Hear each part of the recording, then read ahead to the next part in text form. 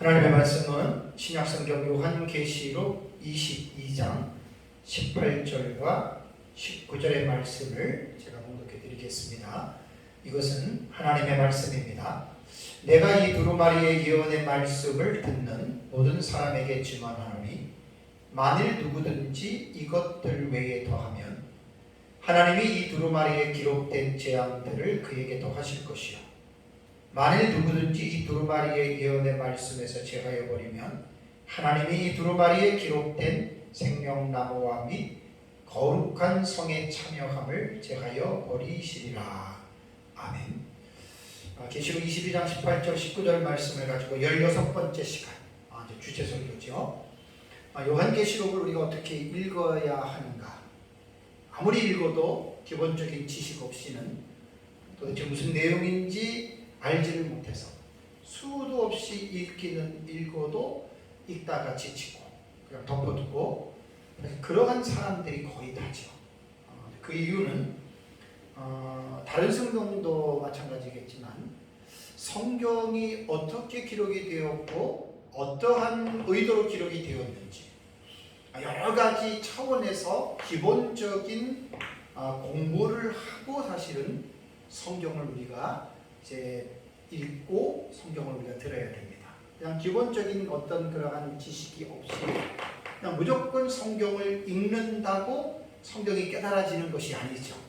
그래서 성경은 여러 가지의 기본적인 지식들을 주지한 후에 성경을 우리는 이제 공부를 해야 됩니다. 이제 오전에는 제가 이제 요한계시록을 어떻게 읽어야 되느냐라고 하는 이 주제에서 신학적으로 요한계시록을 읽어야 된다라고 제가 말씀을 드렸어요. 그러니까 신학적 읽기 그러면 오전에도 말씀을 드린 대로 마치 성도들이 너무나 어렵게 생각하는데 신학이라고 하는 데올로지라고 하는 이 단어는 하나님을 공부하는 거예요. 하나님에 대한 공부예요. 그러니까 어떻게 보면 우리 성도들에게 있어서 목회자들도 마찬가지고요.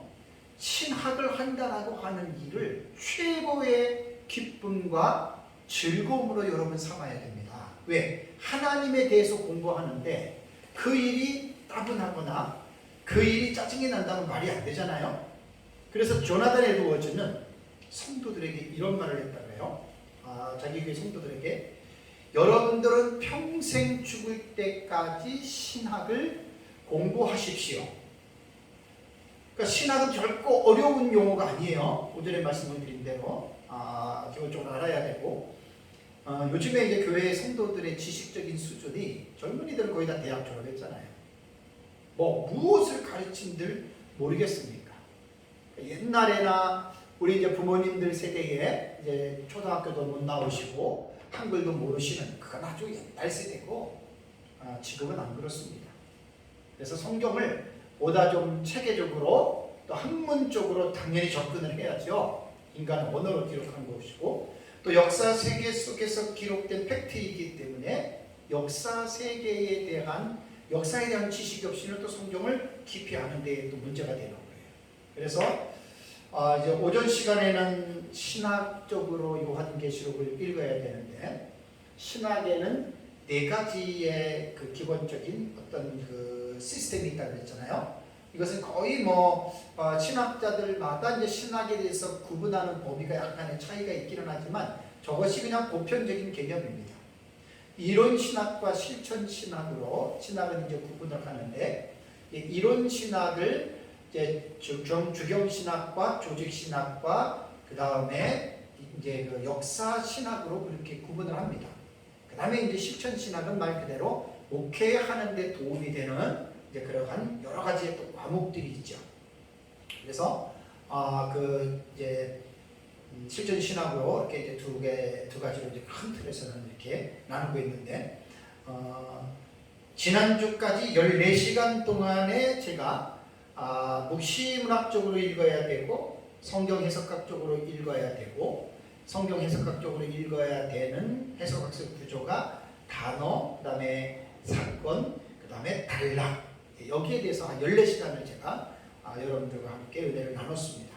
그것만 했다고 해서 요한계시록을 다 이해할 수가 있느냐? 그렇지 않죠. 약 2% 정도가 부족하다 그랬죠. 그 부족한 부분이 뭐냐면 이제 신학적으로 그 이전에 우리가 가지고 있는 선 지식을 동원해서 이제 신학적으로 마무리를 해야 돼요. 마무리를. 그 마무리를 하는데 이제 첫 번째 제가 오전에 여러분들에게 말씀을 드릴 때는 주경신학적으로 요한계시록을 읽어야 된다. 자, 주경신학을 제가 주석 확인하고 성석 해석학이라고 그랬잖아요. 그러면 주석학, 성석 해석학 모르는 사람들한테는 이게 어렵지만 조금만 얘기를 설명을 들으면 결코 어려운 얘기가 아니에요. 그러니까 성경에 기록된 내용을 푸는 거예요. 그거를 갖다가 풀어서 가르치는 거, 그걸 주석이라고 하고 그것을 해석이라고 이야기한다는 말입니다. 그러니까 어느 누구든지 간에 성경을 읽을 때에는 당연히 그 성경 안에 기록된 내용을 해석을 해야 되잖아요. 해석을 해야 되기 때문에 그러한 과정을 신학적인 의미로는 주경신학이라고 이렇게 파트를 부른다라고 하는 말입니다. 어려운 게 하나도 없습니다. 그래서 이제 주경신학적으로 제가 오전에 몇 가지 예를 들었는데, 주경신학에는 이제 언어학이 들어가 있어요. 언어학. 구약에는 히브리어, 신약에는 헬라어로 했기 때문에 당연히 원문도 봐야 되고, 또 원문을 들어가서 뭐 단순히 단어만 아는 것이 아니라 단어와 문장을 읽으면서 구문론이라고 하는 참 어려운 분야입니다. 저도 조금 언어에 대해서 많이 약하기 때문에 늘 안타까운 마음을 가지고 늘 배우려고 하는 자세를 가지고 저도 있거든요. 그래서 이제 구문론도 또 봐야 되고, 뭐 그 다음에 뭐 또 깊이 들어가면 말도 못하게 깊어요. 뭐 성경에 대한 사본에 대한 비평학도 들어가야 되고, 고등비평, 저등비평, 뭐 그런 것까지는 사실 저도 모르니까 그런 걸 안 해도 돼요. 다만 주경신학 그러면 모든 어떤 지식을 동원해서, 특히 히브리어 헬라 원어를 동원해서 성경의 뜻을 밝히 알아내는 방법이 바로 주경신학이다. 하나도 안 어려워요. 정말 너무 쉬운 개념이에요. 그러니까 이제 이런 부분들을 목회자들은 공부를 많이 하고 성도들도 공부를 많이 해서 성경을 읽으면서 성경에 대한 올바른 해석들을 성도들은 공부들을 해야 됩니다.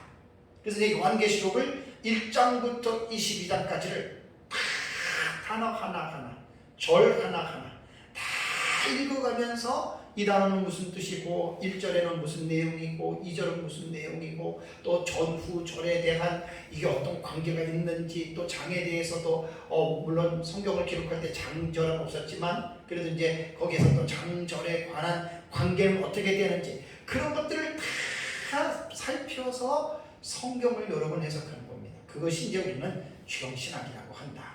그래서 저는 개인적으로 요한계시록을 연구를 하면서 6년에 걸쳐서 1장부터 22장까지를 제 나름대로 주해를 한 거예요.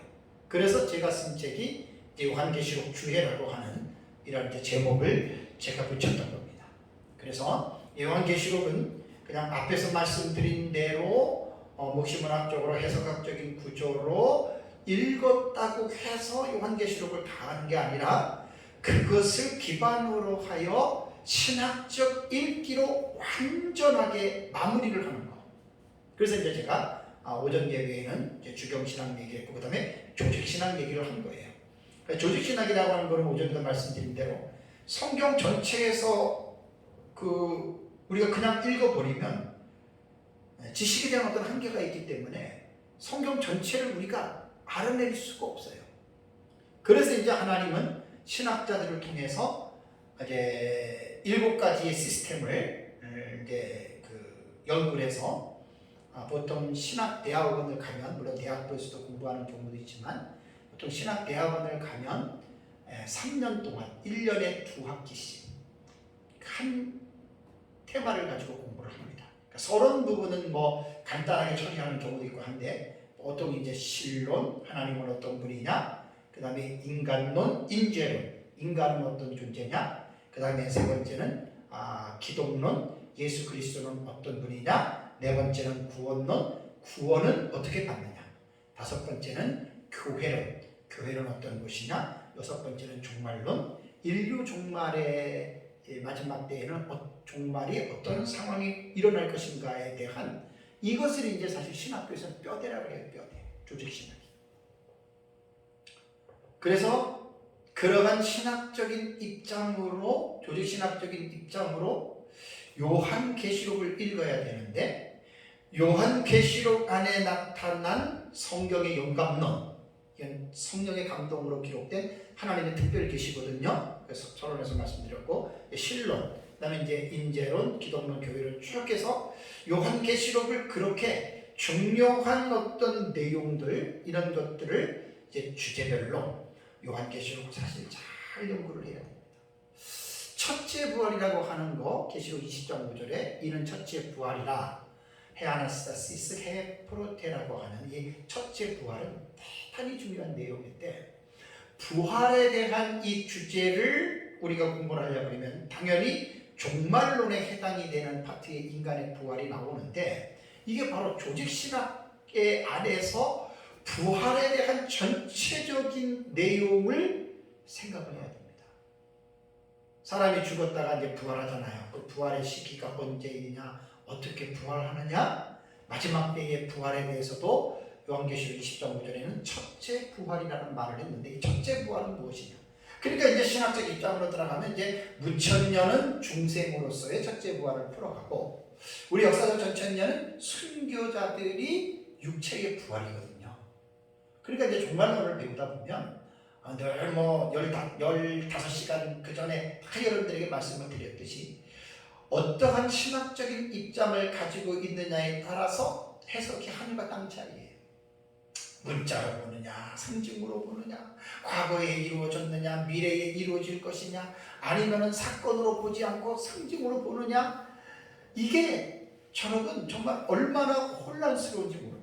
그러니까 이러한 지식을 가지고 있으면 나와 다른 해석을 하더라도 이해가 된단 말이에요. 왜 저 사람은 두 사람으로 문자적으로 두 사람이라고 그러느냐? 우리는 두 사람을 상징으로 우리는 두 증인을 보잖아요. 마지막 시대 사역자들의 무리로 보잖아요. 그럼 세대주의는 둘로 본단 말이에요.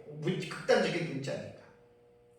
그럼 우리가 왜 너희들은 그 부분을 문자로 보느냐, 이래가지고 싸울 일이 아니라 내가 이러한 지식을 많이 갖고 있으면 그것이 이해가 되는 거예요.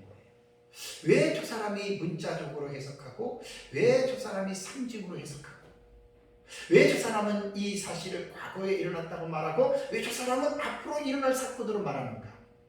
그것이 2000년 동안 교회가 요한계시록을 읽어왔던 방법들이기 때문에 내 것만 옳고 나와 다른 너는 틀리다라고 이렇게 말을 하면 안 된다는 거예요. 이건 2000년 동안에 그렇게 계시록이 네 가지의 파트로 갈라져 버렸어요. 그러니까 이것은 그 중에 뭐 어느 하나는 맞고 나머지는 틀리겠죠. 그러니까 그것은 예수님이 재림하셔야지만이 알 수 있는 것이다. 그래서 이제 신학적으로 이제 요한계시록을 다시 한번 이제 파트별로 이제 이렇게 읽을 필요가 있다는 이야기입니다. 그래서 이제 오전에는 주경신학과 조직신학적인 읽기로 요한계시록을 우리가 읽으면 좀 더 풍성하고 깊이 있게 우리가 요한계시록을 이해할 수 있습니다. 자, 지금 오후 시간에는 신학적인 읽기로서는 신학의 세 번째의 포지션에 위치하고 있는 게 역사신학입니다. 역사신학적으로 읽어야 한다라고 제가 이제 말씀을 드리는데, 그럼 역사신학이 뭐냐? 신학교에서 역사신학이 있거든요. 역사신학이라고 할 때에는 신약 성경이 마지막에 기록된 것을 요한계시록으로 학자들이 봅니다. 이때가 언제냐면 AD 96년경 로마의 도미티안 황제 때의 요한계시록이 기록된 것으로 보고, 그것으로 신약 성경이 마지막 완성된 것으로 봅니다. 그러면 역사신학은 어떠한 과목이냐면, 신약 성경이 완결된 뒤, 그러니까 예수님 당시 때부터 초대교회라고 이야기하지만 신약 성경이 완성된 뒤에 초대교회의 시대에 사도들이 제자로 삼았던 속사도들이 있습니다. 그들을 우리는 교부라고 합니다. 교부. Church's Father 그래서 교회의 그 아버지들, 교회의 아버지들하고 얘기를 하는데 교부 시대부터 이제 그 지금까지 기독교가 어떻게 역사 속에서 존재했는가 그것을 연구하는 것이 역사신학이에요. 곧 교회사라고도 얘기를 합니다. 역사신학은. 그래서 이제 교회사를 초대교회사, 중세교회사, 종교개혁사, 근세사, 현대교회사, 그 다음에 한국교회사 등으로 교회사를 약자들에게 분류를 합니다. 그러고 나서 이제 이 역사신학을 조금 더 넓게 보면 교회 시대를 통해서 발전된 기독교 교리사와 사상사와 선교의 역사를 넓게는 역사신학 속에 포함을 시켜요. 그래서 역사신학을 공부하시는 분들은 이러한 부분들을 이제 전문적으로 이제 공부를 한다라고 하는 사실입니다. 여러분, 우리가 이제 예배를 드리고 하나님을 믿고 교회에 와서 신앙생활을 하고 나름대로 교회 안에 어떤 우리가 이 조직 속에서 우리가 움직여져 있어요. 목사가 있고 그다음에 재직들이 있고 성도가 있고 또 교회에 어떤 법이 있고 우리들이 이렇게 하잖아요. 그죠? 그렇다면 지금 우리가 교회 안에 들어와서 신앙생활하는 이 신앙이 어느 날 갑자기 하늘에서 뚝 떨어졌느냐? 아닙니다. 역사는 단절된 적이 없어요. 태초에 하나님이 천지를 창조하신 이후부터 지금까지 역사는 단절된 적이 없었고 계속해서 역사는 지금까지 인류 역사는 지금까지 흘러내려오고 있습니다. 그러니까 우리가 지금 알고 있고 우리가 믿고 있고 또 우리가 신앙생활하고 있는 이 신앙이라고 하는 것은 갑자기 오늘날 뚝 떨어진 게 아니라 역사 세계 속에서 계속해서 진전되어 왔던 결과물입니다. 그러니까 단절된 게 아니라 연속성이 있는 거죠. 그러니까 구약 성경에서 나타난 이 구약 시대의 이스라엘 백성들을 중심으로 이루어졌던 그 신앙생활의 어떤 체계가 있어요. 그것이 이제 중간기를 통해서 신약시대 예수님을 통해서 그것이 기독교라고 하는 구약과의 연계성이 있습니다.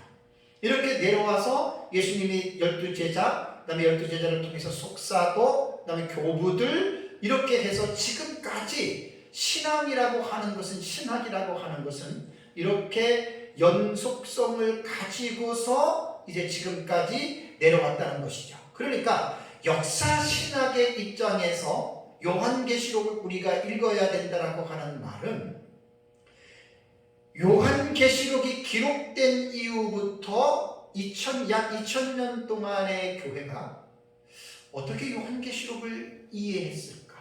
어떻게 요한계시록을 읽어왔을까? 그것을 객관적으로 그 역사를 여러분 정리하는 게 이게 역사신학적으로 읽는 여러분 요한계시록에 대한 이해입니다. 왜냐하면 많은 사람들이 요한계시록이 어렵고 하니까 배우는 사람도 많지 않지만 요한계시록을 배우고 나서 어떻게 되냐면 대부분 보면은 하나를 배우기가 힘들어요. 하나의 사상을. 그러니까 대부분 보면 자기 것만 배운 거예요. 요건 열었고 요건 열었고 요건 열었고 이렇게 됩니다. 그런데 이 요한계시록은 백인백색의 책이고 천의 월거를 가지고 있는 책이기 때문에 절대로 한 가지 해석이 나오질 않아요. 카메라도 똑같은 하나의 어떤 상을 카메라로 담을 때 각도에 따라서 다릅니다. 앞, 뒤, 옆, 위, 아래 다 달라요. 그러니까 요한계시록을 비유, 관점이에요. 관점. 어떠한 관점에서 요한계시록을 보느냐에 따라서 해석이, 내용이 완전히 달라지는 거죠. 그래서 하나만 배운 사람들은 거의다가 이런 생각을 합니다. 이거는 이건데 왜 나와 다른 말을 너는 하지? 이렇게 되는 거예요.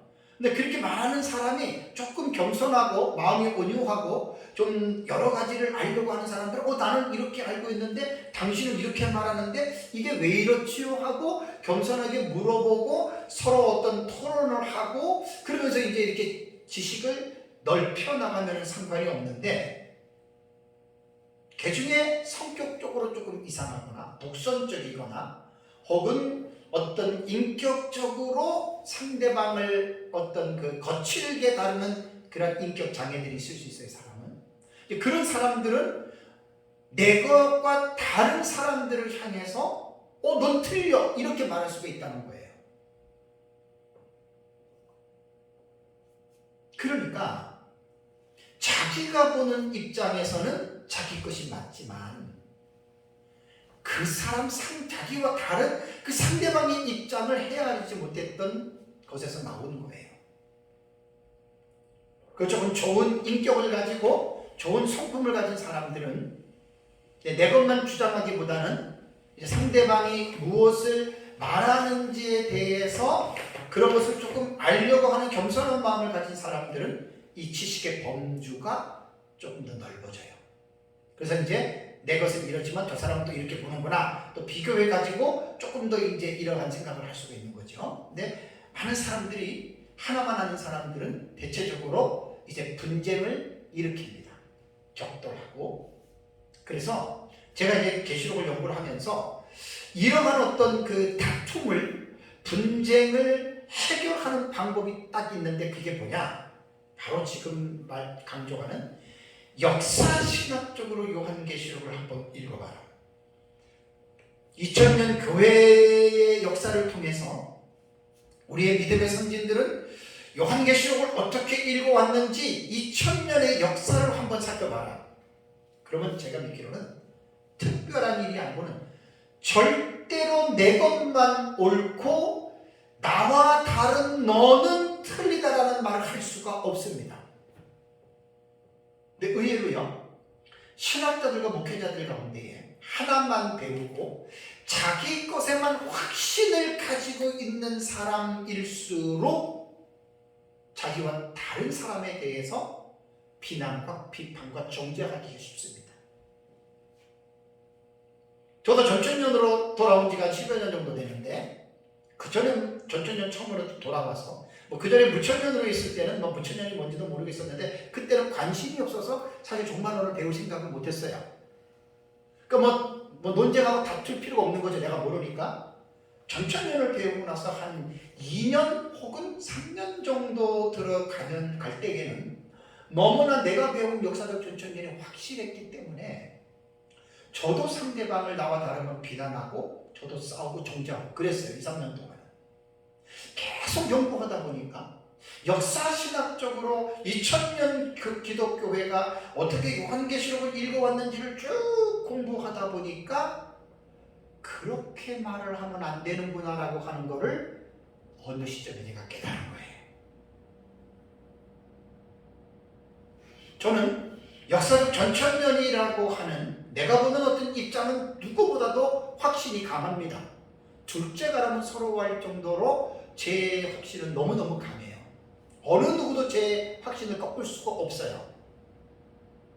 그러면서도 제가 역사신학적으로 2000년 교회사 시대를 통해서 어떻게 요한계시록을 우리의 믿음의 선진들은 초대교회부터 읽어왔는지를 쭉 공부하다 보니까 그냥 내가 믿는 방식에 대한 확신을 가지고 나는 그렇게 가르치더라도 나와 다른 사람을 만날 때에는 얼굴을 붉히거나 싸우거나 비판을 하지 말아야 되겠다라고 하는 것을 제 스스로가 깨달은 거예요.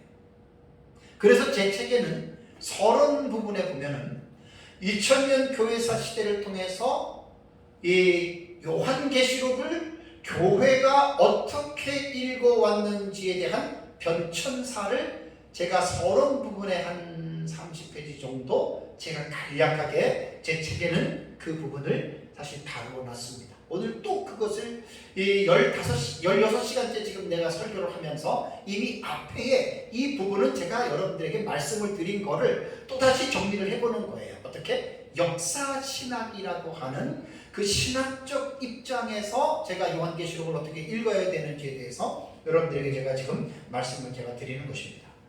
초대교회와 초대교부 시대에는 신학이 정립이 되는 시기가 아니에요. 막 이제 어린아이가 태어나서 응애하고 걸음마를 하고 넘어지는 그러한 단계거든요. 더군다나 요한계시록이 기록되고 초대교부 2세기, 3세기, 4세기 때까지는 어떠한 부분이든지 간에 신학이 체계화가 되지를 않았어요.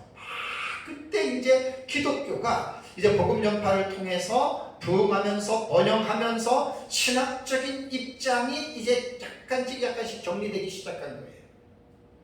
그래서 이제 초대교회에 7 공의회가 있습니다. 7 공의회, 에베소 공의회부터 시작해가지고 칼세돈 해서 이제 쭉 보면은 7 공의회가 보통 315년 경부터 약 600년, 700년 때까지 7 공의회가 이루어지거든요. 그럼 공의회가 왜 이루어졌느냐? 성경 해석에 대한 차이가 너무 극심하기 때문에 로마 제국에서 황제가 이제 제국 내에 있는 교회들의 상이한 성경 해석법으로 싸우고 하니까 그 지역에 흩어져 있는 지도자들을 불러서 교리를 갖다가 논쟁을 통해서 정리하기 위해서 초대교회는 7 공의회가 있었습니다. 아리우스 논쟁, 아다나시우스 논쟁, 아주 유명하죠. 에베소 교회는 예수 그리스도의 신성, 어떤 인성, 이 기독론 때문에 많은 어떤 이단들이 나오고 아리우스주의가 대표적으로 위험한 해석을 했죠. 그래서 이제 그런 것들이 논쟁을 통해서 이루어진 거예요. 그러니까 사실 초대교부 때에는 어떠한 부분이든지 간에 어떤 신학이 그렇게 체계화가 된 신학은 하나도 없었어요. 특별히 종말론 더더욱 그렇습니다.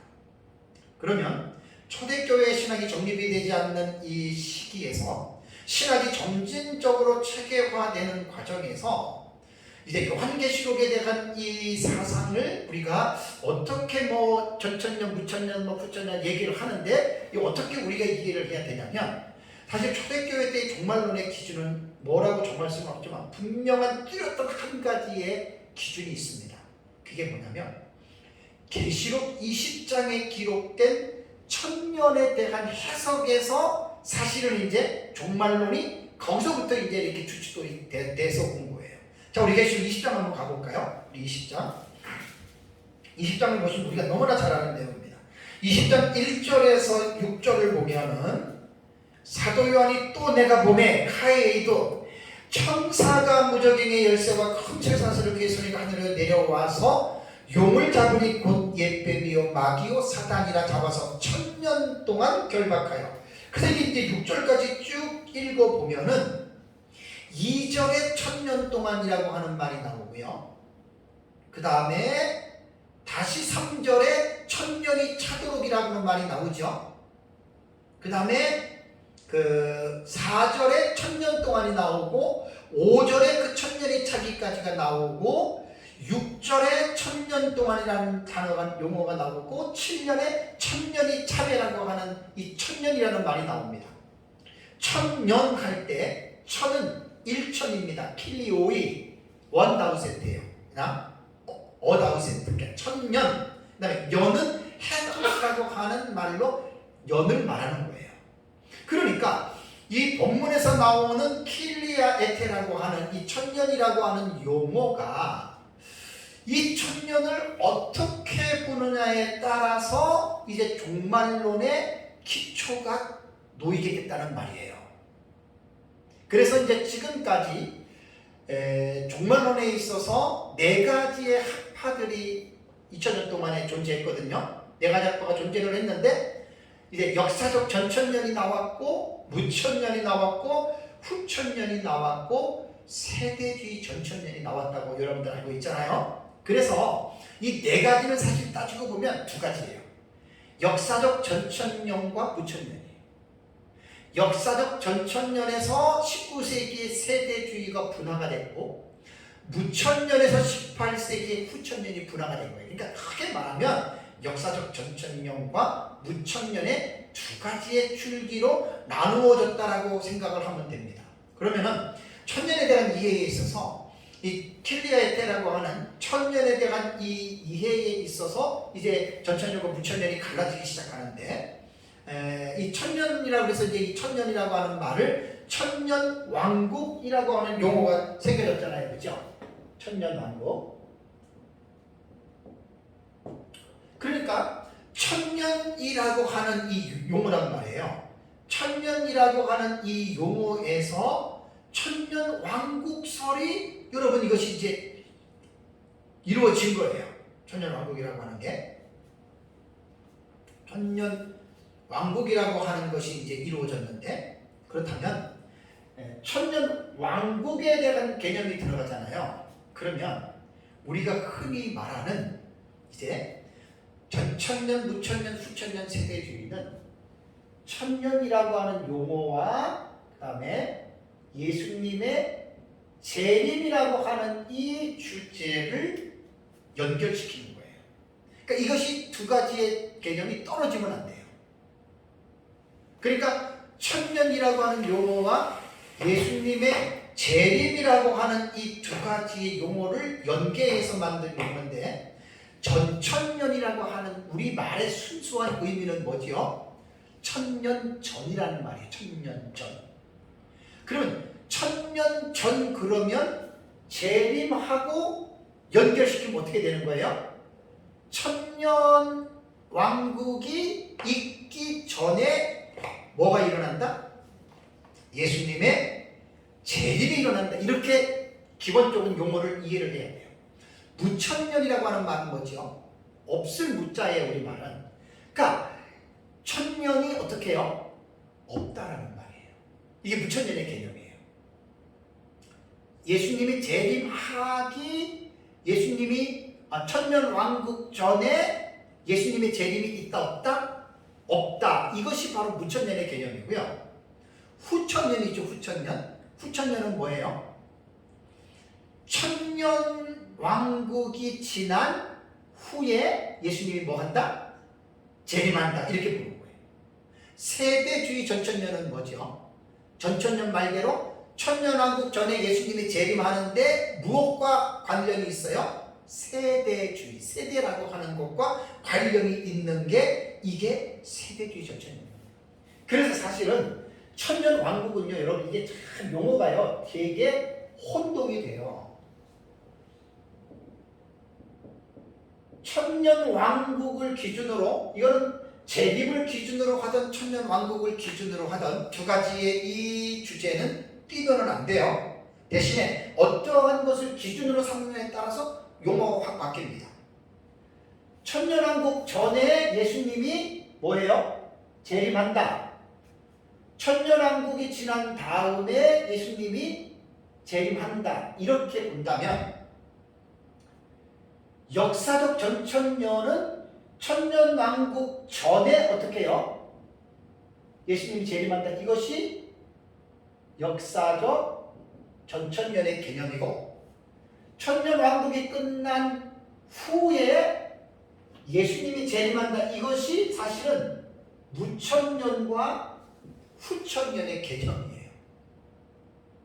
이걸 한번 바꿔볼까요?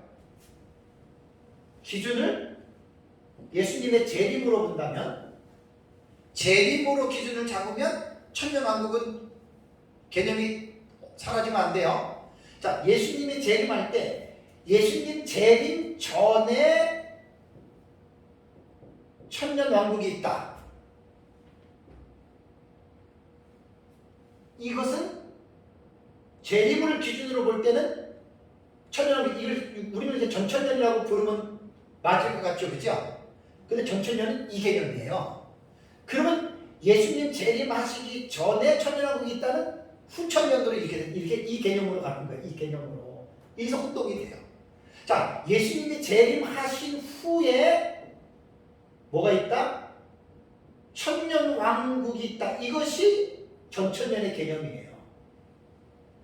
그래서 이 부분에 대한 확실한 어떤 기준이 없는 분들은 천년왕국을 기준으로 말하는 것과 재림을 기준으로 천년왕국을 보는 것으로 하면 혼동이 돼가지고 되게 헷갈려합니다. 이걸 분명하게 이해하시면 이제 무엇을 기준으로 말하는 건지에 대해서 우리가 이제 분명하게 이 부분들을 이제 알 수가 있습니다. 그래서 이제 그 박형용 박사님 같은 경우는 아주 정확하게 전천년설을 천년기 전 재림론 이렇게 표현을 했어요. 역사적 전천년. 천년기 전에 예수님이 재림한다. 후천년은 천년기 후에 예수님이 재림한다. 이게 후천년의 개념이에요. 왜? 무천년은 천년왕국의 기간을 신약시대 전체로 보잖아요. 그죠? 신약시대. 그러니까 사실 무천년과 후천년의 개념은 이 무천년도 후천년으로 사실은 봐야 되는 거예요. 천년왕국 다 지나고 난 다음에 예수님께서 재림하시기 때문에 이제 그들이 그렇게 보는 것이죠. 그렇다면 초대 교부들은 요한계시록 20장을 어떻게 읽어봤습니까? 우리 요한계시록 20장 1절에서 7절에 나오는 천년이라고 하는 킬레의 때가 지금 6번 나온다 그랬잖아요. 그러면 역사 신학을 통해서 제가 정리한 것들을 보면 학자들이 다 동일하게 이야기를 합니다. 이때 초대교부 시대에 다는 아니지만 몇몇 유명한 교부들의 이름을 대면서 이들은 어떻게 이 천년기를 해석했는가? 그래서 역사학자들의 증언을 보면은 2세기에 서아시아 교부인 순교자 저스틴입니다. 103년에서 165년까지 살았던 분이고요. 그 다음에 히에라폴리스의 파피아스라고 하는 사도 요한의 제자입니다. 이분도 70년 이전에 출생했고 155년에 이제 돌아가신 걸로 나오거든요. 그 다음에 사도 요한의 직제자가 누구냐? 폴리갑인데 폴리갑의 제자가 누구냐면 이레네우스예요. 이레네우스는 130년에서 202년까지 생존했던 분이고 다음에 터툴리아누스도 이레네우스와 동시대에 살았던 아주 유명한 교부인데 이분도 160년에서 225년 어간에 살았던 분입니다. 그 다음에 서방 교부인 이레네우스의 제자인 히폴리투스가 나와요.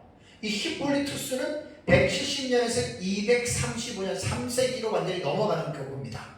그 다음에 이 교부와 거의 비슷하게 살았던 락틴티우스라고 하는 사람은 4세기까지 넘어가요. 240년에서 320년까지 넘어가는데 제가 앞에서 말한 이 6명인데 뭐 다른 사람까지 집어넣고 몇 명이 더 나와요. 근데 이 사람들이 어떻게 천년기를 해석한 줄 아세요?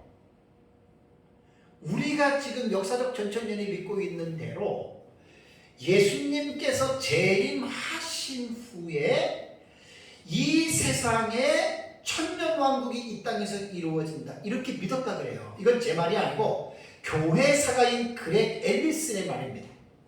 여러분들한테 내가 많이 말씀을 드렸어요. 그렉 앨리슨에 따르면 초대교회의 많은 사람들이 이레네우스의 종말론을 지지했다라고 말을 합니다. 초대교회예요. 교부들이 다 이레네우스의 종말론을 지지해야 되는데 이레네우스가 종말론에서 말하는 이 종말론이 우리가 보는 것과 19장과 20장과 21장 똑같아요. 그냥 이 19장 내용과 20장의 내용을 기록된 그 순서대로 우리는 해석을 하거든요. 그래서 이레네우스는 이렇게 말했다고 합니다. 그리스도가 오시고 재림이잖아요. 적그리스도가 패배할 것이며 그 다음에 그리스도인들이 몸으로 부활하고 부활한 그리스도인들은 땅에서 그리스도와 함께 천년간 다스릴 것이다. 이게 역사적 전천년의 시초가 된 거예요. 이게 단초가 된 거예요. 지금 이게 앞에서 말한 7명의 이 유명한 교부들이 요한계시록 20장을 이렇게 읽었단 말이에요. 개혁신학은 족보신학입니다. 예수님, 바울, 초대교부들, 그 다음에 종교개혁자들 그 족보를 쭉 우리는 무시하지 않거든요. 종말론의 단초가 된 역사적 전천년의 단초가 된 이 인물들이 이런 사람들이에요. 그러니까 이때는 사실 뭐 전천년, 무천년의 기준이 뭐냐? 사실 2, 3세기 때까지 어거스틴 이전까지만 해도 무천년이라고 하는 신학적인 폼은 형성이 안 됐어요.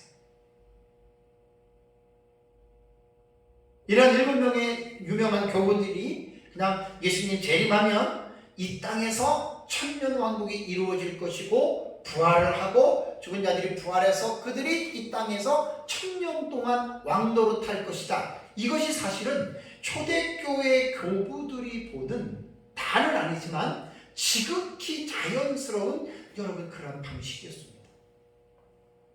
그래서 이것은 오늘날 역사적 전천년을 지향하는 우리와 똑같은 관점에서 이제 요한계시록을 이제 본다라고 하는 사실입니다. 그래서 제가 어떤 신학자의 책을 보니까 그분이 아주 일리 있는 말을 했어요. 사실 사도 요한이 요한계시록을 성령의 감동으로 썼어요. 뭐 이레네우스나 히폴리투스나 뭐 라쿤티우스나 파피아스처럼 사도 요한이 개인적으로 쓴 글이 있을 수는 있지만 지금까지 요한계시록에 대해서 사도 요한이 쓴 개인적인 글을 발견하지 못했다 그래요. 학자들이. 그러니까 우리는 모르는 거예요. 만약에 사도 요한이 이레네우스가 말한 것처럼 예수님 재림하면 이 땅에서 천년왕국 이루어질 것이야. 만약에 요한계시록을 기록한 요한이 그 말을 썼더라면 우리가 왈가왈부할 필요가 없어요. 그냥 전천년이 보는 것이 맞는 거예요. 요한이 그랬다면. 근데 안타깝게도 그 내용은 없어요. 그런데 우리가 제자와 스승이라고 하는 이 개념을 가지고 여러분 우리가 이야기할 때는 상당히 이것을 여러분 생각을 해봐야 됩니다. 사도 요한의 제자가 폴리카파고 파피아스예요. 근데 폴리갑의 제자가 누구냐면은 이레네우스예요. 직제자가. 이레네우스의 직제자가 누구냐면은 히폴리투스예요. 요한과 폴리갑의 글에는 예수님 재림하면 이 땅에서 천년 왕국이 이루어질 것이라고 하는 글은 발견되지 않았다 그래요. 그러니까 우리가 억지로 내가 전천년을 믿는다고 해서 없는 것까지 있다라고 말하면 거짓말이잖아요. 그 거짓말하면 안 돼요. 학문에는 객관성이 있기 때문에 없는 거 있다고 하면 거짓말이 돼요. 그렇게 하면 안 되죠. 그런데 이레네우스의 글에는 아까 그렉 앨리슨 교회사가의 말에 의하면 초대교회 2, 3세기까지 넓게는 4세기까지 이레네우스의 종말론을 사람들이 믿고 있었다. 이것이 역사적 전천년의 단초가 된다 그랬잖아요. 그럼 제가 물어볼게요. 이레네우스의 스승이 누구예요? 폴리갑이에요. 그럼 이레네우스가 자기 스승에게 종말론의 영향을 안 받았을 것 같아요? 당연히 받았다고 봐야죠. 그럼 폴리갑이에요. 그럼 폴리갑의 스승이 누구예요? 사도 요한이에요. 그럼 폴리갑이 사도 요한에게 그런 말을 들었을 것 같아요? 안 들었을 것 같아요? 나는 100% 들었다라고 봐요. 그러니까 사도 요한과 폴리갑의 글에는 예수님 재림한 이후에 이 땅에 천년왕국이 이루어진다라고 하는 글은 없어도 폴리갑의 제자인 이레네우스와 히폴리투스의 글을 보면 분명하게 예수님이 재림하면 이 세상에서 천년왕국이 이루어질 것이다 라고 말을 한 거예요. 그래서 파피아스와 동시대의 순교자 저스틴, 이레네우스와 동시대 터툴리아누스, 히폴리투스와 동시대 라틴티우스, 하나, 둘, 셋, 넷, 다섯, 여섯, 폴리카까지 하면 7명이에요. 그래서 정성욱 박사는 책에 보면 이레네우스, 폴리갑, 사도 요한이 이러한 역사적 전천년의 사상을 갖고 있었다라고 말하는 것은 결코 어색하거나 문제가 되지 않는 논리예요. 나는 100% 저는 동감을 합니다. 그래서 사실 초대교회 때는 아까도 말씀드린 대로 종말론에 대한 여러 가지의 신학의 입장이 발전될 만한 여러분 그러한 시대가 아니에요. 다만 이제 전천년의 특징은 예수님 재림하면 이 땅에 천년왕국이 있다라고 하는 이것이 이제 역사적 전천년의 종말론의 시초가 됐다는 거죠. 그러면서 이제 역사적 전천년이 어떻게 돼요? 이것이 뭐 몇백 년, 몇천 년을 쭉 간 게 아니라 얼마 안 가서 곧바로 역사적 전천년이 사상이 어떻게 된다 그랬어요? 쇠퇴된다 그랬죠. 그죠? 그 쇠퇴되는 데서 제가 네 가지를 말씀을 드렸어요. 첫 번째는 뭐였죠? 몇몇 교부들이 천년왕국에 대한 그릇된 주장. 그러니까 이 천년왕국, 전천년에게 있어서 천년왕국에 대한 이 주제는 대단히 중요한 주제예요. 천년왕국에 대한 주제가 대단히 중요한데 이 천년왕국을 성경을 통해서 천년왕국에 관한 이 어떤 내용을 정립을 해야 되는데 성경을 통해서 천년왕국에 대한 어떤 소스를 가지고 오지 않고 인간의 지나친 상상과 어떤 그 지나친 추론을 통해서 천년왕국이라고 하는 것들을 만들어 놓으면 성경을 벗어나게 되거든요.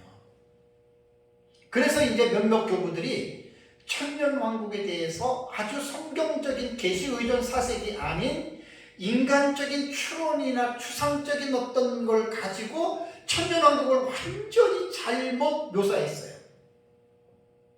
누가 들어도 말이 되지 아니하는 말을 해서 마치 천년왕국이 이상하게 각색이 됐다는 거죠.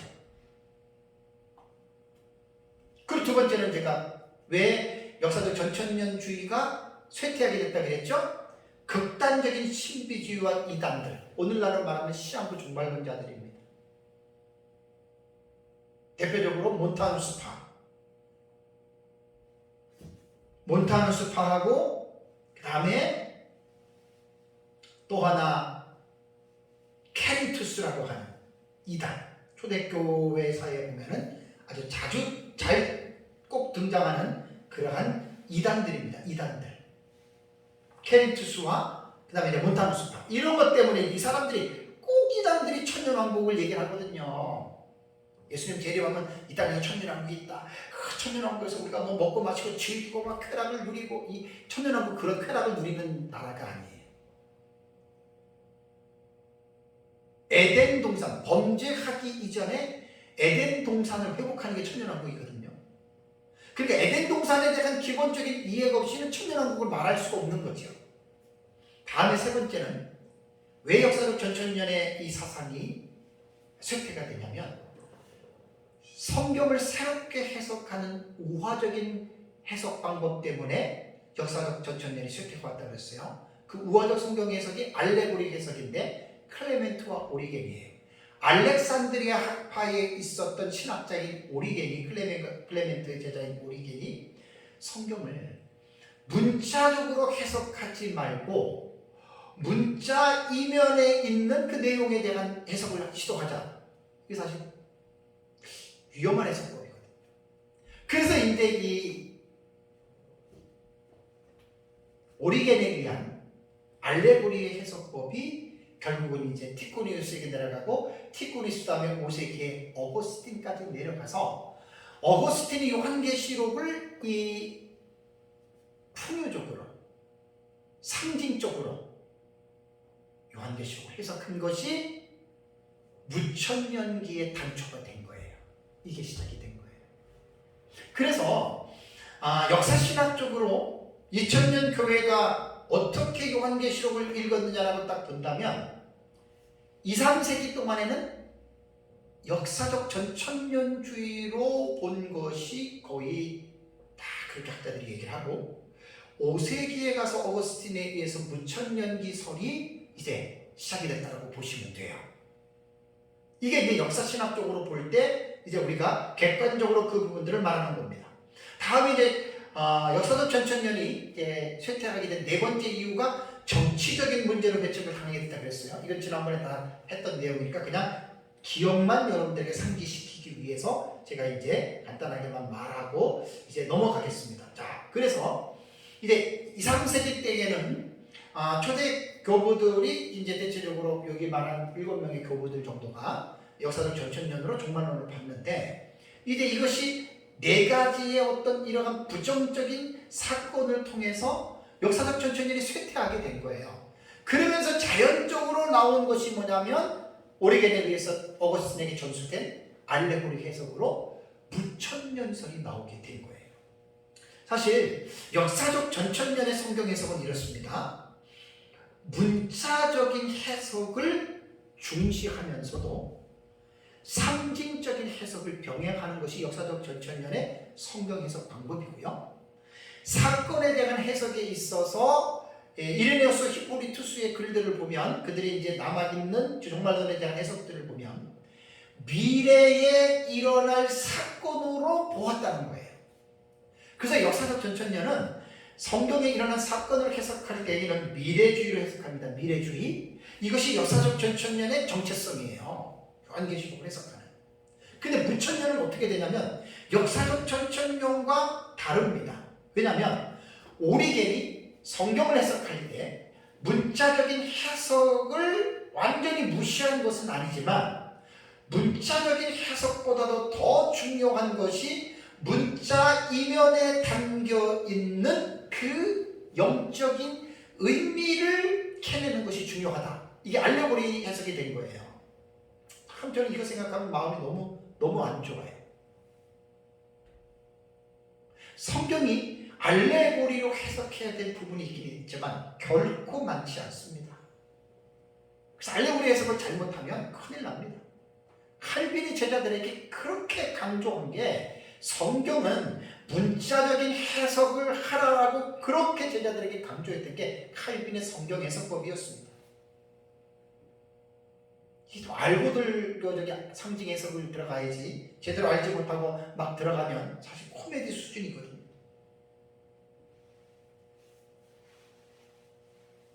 그래서 이제 어거스틴에 의해서 어거스틴의 그의 아주 명저지요 신의 도성에서 천년간은 예수님의 초림과 재림시까지의 신약시대가 바로 천년이다. 그것이 바로 천년왕국이다. 이렇게 얘기를 했고 계시록 20장에 나타난 사탄의 결박은 바로 예수님께서 십자가에 죽으시고 부활하시면서 사탄이 결박됐다. 이렇게 해석을 한 거예요. 그리고 나서 이제 신약시대가 이제 천년왕국의 시대고 성도들이 지금 이 시대에 왕적 통치를 하고 있다라고 어거스틴이 그렇게 해석을 했습니다. 이것을 이제 종교개혁 시대까지, 왜냐하면 요한계시록이 어렵잖아요. 유명한 어거스틴이라고 하는 신학자가 이러한 것들을 얘기했기 때문에 이것을 계속해서 무천년은 이 어거스틴이 세워놓은 이 해석법을 가지고 지금 하고 있는 거예요. 그리고 무천년은 문자적 해석 안 합니다. 종말론은 상징 해석을 합니다. 사건 자체도 단회적으로 일어나는 사건으로 보는 게 아니라 교회사 전 시대에 일어나는 그냥 상징으로서의 사건으로 해석을 하니까 역사적 전천년과 달라도 한참 다른 거예요. 다르면서도 마지막에는 같아요. 예수님 재림하고 천년왕국만 다르지만은 재림 같고 최후의 심판, 부활 같고 최후의 심판 같고, 다만 뭐 부활에서도 약간 문제가 있긴 하지만 그렇게 됩니다. 자, 그렇게 이제 종교개혁 때까지 나가다가 이제 후천년설이 등장하잖아요. 후천년설은요, 천주교의 그 유명한 신학자인 토마스 아퀴나스라고 하는 신학자가 있어요. 토마스 아퀴나스가 어거스틴의 신학을 이어받았다고 하는 것은 무천년 계열이에요. 근데 무천년 계열에서 약간의 변형을 시켜서 후천년설을 이 토마스 아퀴나스가 발전을 시켰다 그래요. 그러다가 이제 18세기에 이 후천년설이 큰 변화를 겪게 되는데, 유니테리안 주석가인 다니엘 휘트비라고 하는 학자가 있습니다. 1638년에서 1726년에 이제 있었던 영국에 있었던 신학자인데요. 이제 이 사람은 17세기 후반과 18세기에 이르러 아르미니우스의 한파, 알미니안주의 한파입니다. 그러면서 유니테리안 교회의 목사이면서도 칼빈주의가 아니라 반칼빈주의예요. 그래서 다니엘 휘트비는 오리겐의 영적 및 우화적 해석법으로 천년왕국을 해석해야 한다라고 주장을 하면서 이제 이 다니엘 휘트비가 무천년에서 약간 변질시켜서 이제 만드는 것을 우리는 이제 후천년의 사상이라고 이야기를 하거든요. 근데 이 후천년은 무천년과 거의 같아요. 거의 같은데 전에도 말씀드렸지만 어떤 부분이 다르냐면, 무천년은 천년왕국이 예수님 그 공생의 시작부터 해가지고 천년왕국이 어떻게 해요? 시작했다고 보잖아요. 근데 다니엘 휘트비는 아니라는 거예요. 천년왕국 아직 시작 안 됐어요. 그럼 언제 시작되느냐? 역사 세계 속에서 시작이 될 것이다. 그럼 역사 세계 속에서 천년왕국이 시작되는 후천년 전의 개념은 뭐냐면 이제 세계의 모든 사람들이 회개하고 그리스도로 돌아올 것이다. 그래서 모든 민족이 다 예수 그리스도를 믿을 것이다. 그때가 천년왕국이 시작된다는 거예요. 그러니까 무천년과의 후천년의 차이는 천년왕국에서 여기서 차이가 나는 거예요. 그리고 이제 이 천년왕국은 거의 후천년주의자들은 문자 그대로의 천년으로 보는 사람들이 많다고 합니다. 어떤 사람은 또 상징으로 더 길 수도 있고 더 짧을 수도 있다라고 이렇게 이야기를 하는데 어쨌든 요 부분이 무천년과 후천년에 대한 이 부분이 좀 달라요. 그러면서 이제 후천년주의자들은 천년왕국 시기에는 죄가 완전히 제거되지는 않지만 아주 이 세상에서 최저의 상태로 죄는 감소될 것이다. 그리고 사회, 경제, 정치, 문화도 크게 개선이 돼서 전 세계가 풍요로운 삶을 누릴 것이다. 이것이 이제 바로 후천년주의자들이 말하는 천년왕국에 대한 개념입니다. 근데 이 주장의 약점이 뭐라 그랬죠? 18세기, 19세기 때에는 기독교가 부흥하는 시기고 또 19세기에는 20세기 초반까지 선교 시대였기 때문에 이 이론이 상당히 많은 사람들에게 희망을 줬어요. 왜냐하면 트럼프하고 미국에서 복음이 확산이 되잖아요. 조나단 에드워즈 때만 하더라도 많은 미국의 대부흥운동이 각성운동이 일어났어요.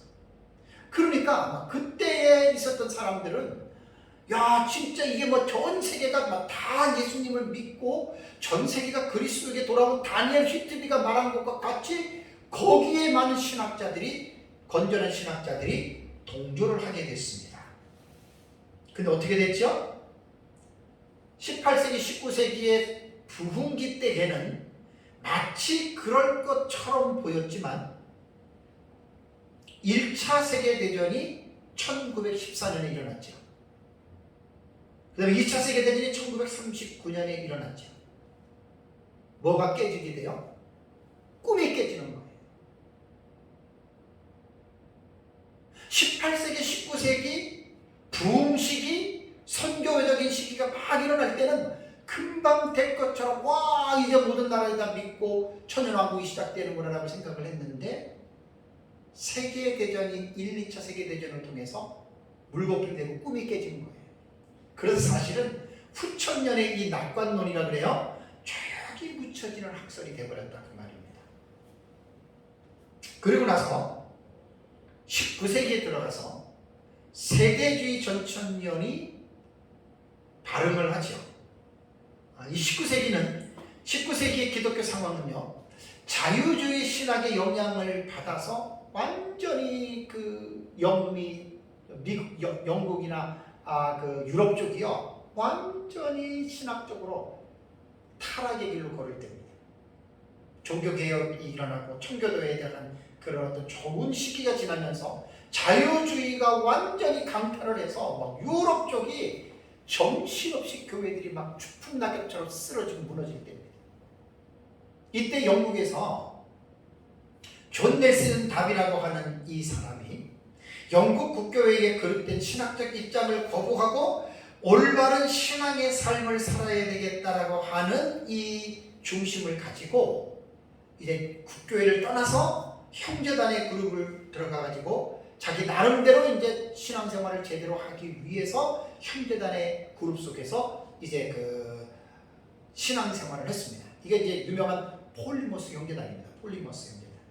어떤 사람은 다비가 폴리모스 형제단을 창립했다라고도 하고 또 어떤 사람들은 폴리모스 형제단이 있었는데 두 파로 나중에 갈라져요. 분열이 나고 하죠.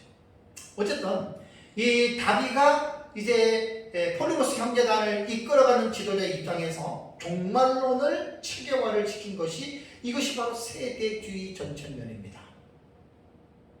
왜 세대주의 전천년이라고 했느냐? 이미 용어에서 알 수 있듯이 다비가 보는 종말론의 입장은요, 초대 교부들이 가지고 있었던 역사적 전천년의 종말론을 가지고 온 거예요. 쉽게 말하면 어떤 그 입장과 그 역사적 전천년의 틀을 가지고 온 거예요. 거기다가 그대로 갖고 왔으면 좋은데, 아까도 말씀드린 대로 초대교부 시대에는 신학이 정립이 되는 시기가 아니라 그랬잖아요. 그러니까 중요한 어떤 기둥 같은 어떤 이런 주제들만 가지고 와서 답이 나름대로 스스로 자기가 어떻게 해요? 그냥 신학을 조합해서 만든 거예요. 여기서 문제가 생긴 거예요. 왜냐하면 넬슨 다비가 신학적인 입장에서 개혁 신학의 건전한 입장을 따른 것은 아닙니다. 상당히 위험스러운 내용들이 많이 가지고 있었습니다. 그러니까 이제 이런 것 때문에 세대주의가 문제가 된 거예요. 그래서 세대주의의 장점은 역사적 전천년의 종말론의 흐름을 갖고 왔다는 것에 있어서는 역사적 전천년의 입장에서는 좋은 점이에요. 왜냐하면 초대교부 시대 역사적 전천년이 발음을 약간 했다가 쇠퇴기가 되고 종교개혁 때까지 이제 무천년이 거의 뭐 대세를 이루다가, 그러다가 이제 그 전천년 입장들이 조금 이제 이렇게 사람들에게 알려지지 않는 가운데에 세대주의를 통해서 전천년의 입장이 다시 리바이벌 된 거잖아요. 그런 면에서는 장점이지만 단점은 의외로 많습니다. 그것은 제가 여러분들에게 말씀을 드리지 않겠습니다. 너무 많아요, 세대주의는. 그러나 이제 세대주의를 비판할 때는 제가 조심해야 될 것을 말씀을 드렸잖아요. 고전적 세대주의. 이것은 존 넬슨 다비가 만든 데 클래식이라고 해요. 이때 하고 그 다음에 개정된 세대주의가 있습니다. 개정된 디바이스. 이 개정된 세대주의는 100여 년 지난 다음에 이제 약간 그 고전에서 점프가 되고, 그 다음에 이제 한 70년, 1970년부터는 이제 점진적 세대주의라고 프로그레시브가 있습니다. 점진적 세대주의자들은 처음에 나온 고전적 세대주의가 가지고 있었던 위험성들을 많이 수정했다 그래요. 그래서 세대주의를 비판할 때는 반드시 이 부분을 기억하고 어떤 세대주의의 잘못을 비판하는지를 말을 해야 돼요. 저도 아직 숙달이 안 돼가지고 지금 이제 점진적 세대주의는 많이 전천연화가 되었다 그래요. 그걸 가지고 마치 초기에 고전적 세대주의로 싸잡아가지고 비판하는 것은, 그런 비판하는 그 사람이 무식하기 때문에 그런 거기 때문에 피차에 조심을 해야 됩니다. 그래서 이 세대주의의 성경 해석법은 아주 그 극단적인 문자 해석 해석입니다. 극단적입니다. 극단적. 절대로 뭐 상징 해석은 거의 안 하고 문자적으로 다 해석을 해요. 무천년은 극단적인 상징이잖아요. 문자 해석 안 합니다. 그러니까 어떻게 보면 세대주의와 무천년은 우리 입장에서 볼 때는 극과 극이에요. 한쪽은 상징, 한쪽은 문자, 완전히 치우쳐 있거든요. 근데 우리 역사적 전천년은 문자적인 의미를 중시하게 해석을 하는데, 이건 존 칼빈이 제자들에게 그렇게 가르쳤던 해석 방법이에요. 성경을 해석할 때 문자적인 해석을 중요하게 생각하고 문자적 해석을 하라. 그 역사적 전천년은 그 칼빈의 그 해석 원리를 철저하게 따르는 거예요. 그래서 박윤선 박사님은 칼빈주의 형태의 올바른 종말론은 역사적 전천년이다. 자신있게 박윤선 박사님이 주석에다 그 표현을 한 거예요. 저도 똑같습니다. 근데 많은 사람들이, 개혁주의자들이 마치 개혁주의 종말론은 무천년설의 개혁주의 종말론이라고 말하는 건 대단한 착각이에요, 제가 볼 때. 물론 종교개혁가들의 70% 정도가 무천년을 따랐다고 해서 무천년이 개혁주의 종말론의 어떤 그 기준이 되느냐? 저는 절대 안 그럽니다. 박유선 박사님 말하고 저랑 똑같아요. 절대로 나는 그렇게 안 봅니다. 그래서 세대주의가 어떤 이러한 잘못된 것들이 많지만, 그렇다고 세대주의는 이단으로 봐서는 절대로 안 됩니다. 저도 상당히 비판을 하지만 절대 이단은 아닙니다. 왜냐하면 지금 미국의 텍사스주의 달라스 신학교, 인디애나주에 있는 그레이스 신학교, LA에 있는 탈봇 신학교, 필라델피아에 있는 바이블 유니버시티, 다 세대주의 신학교입니다. 근데 우리 후배 목사님 중에 친구가 지금 LA 탈봇 신학교에서 박사기 공부를 하고 있다 그래요. 제가 강의를 듣고 어떤 대화를 하다가 그 친구 얘기를 해주는데, 그 친구 말이 그렇다 그래요. 지금 그 자기네들이 배운 세대주의는 옛날에 그 어떤 고리타분한 이상한 그런 거 아니라고 그런다 그래요. 근데 이것은 개혁주의 무천년설을 쓴 킴 릴바그 책에도 나와요. 지금 세대주의는 많이 지금 고쳤다고. 요즘에 지금 정신적 세대주의. 이걸 꼭 알고 해야 됩니다. 사랑하는 성도 여러분, 요한계시록을 올바르게 알기 위해서는요, 여러 가지의 기본 지식들을 선행학습이 필요합니다. 그 중에서 신학적인 읽기, 이것은 마지막이에요. 오전에 내가 주경신학, 그 다음에 조직신학, 그 다음에 이번 시간에는 역사신학적으로 요한계시록을 읽으면 2000년 동안의 기독교 교회의 우리의 믿음의 선진들이 요한계시록을 어떻게 읽어왔을까? 네 가지의 다 갈라졌잖아요. 절대로 어느 하나가 옳다라고만 말할 수 없다. 그 말이에요. 제가 깨달은 거는.